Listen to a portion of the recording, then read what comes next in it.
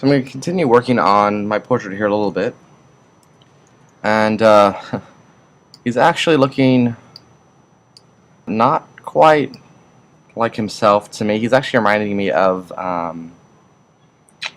who is it? Tom Hiddleston, I think, the actor of Loki and Thor and the Avengers. Kind of reminded me a little bit of that. So let's go back to my source and kind of see where we're having some issues. So I've got a little too much brightness in some areas, and it's staying bright a little too long. So I'm going to try and soften that a little bit, especially here in this cheek area. You can see lots of brightness there, but in the source it's much more gradual. So I think that's the issue. I think I've made his cheekbones too prominent. So I'm going to get sort of a big brush. I'm going to pull this up some, sort of soften the fade.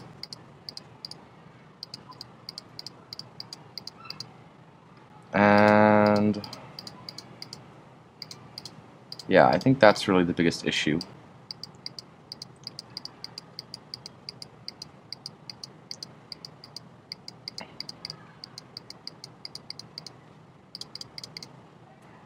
So this is pretty prominent here. I wasn't quite sure about that, but that is definitely pretty prominent. So I think that should mostly stay there. I think I'll soften it a little bit on this edge, but that is definitely a distinctive feature of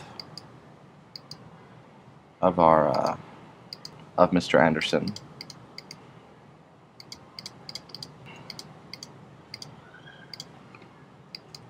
Pull this back a little bit too.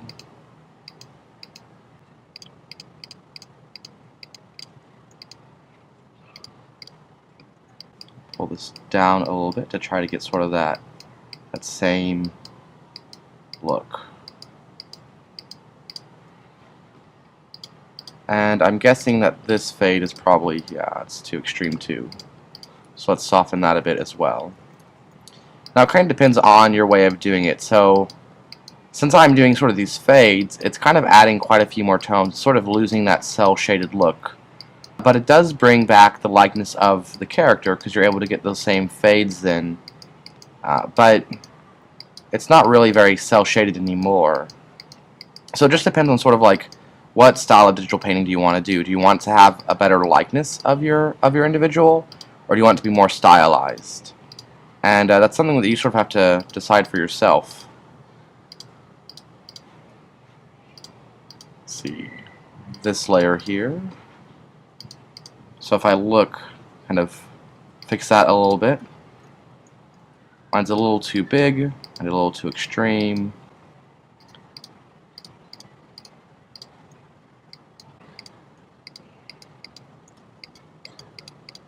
Even this should probably be a little more subtle because it's a pretty extreme difference, a pretty strong contrast.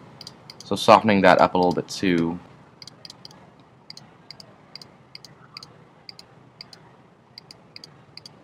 To help with sort of the likeness once again. So I think he's starting to look quite a bit more like himself through my adjustments here.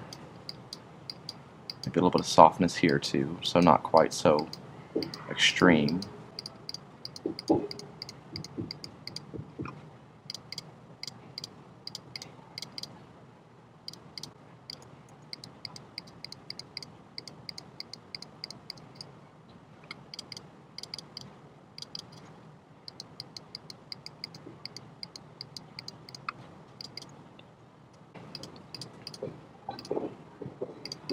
And this light area is too big too, so I'll soften that and bring that down some.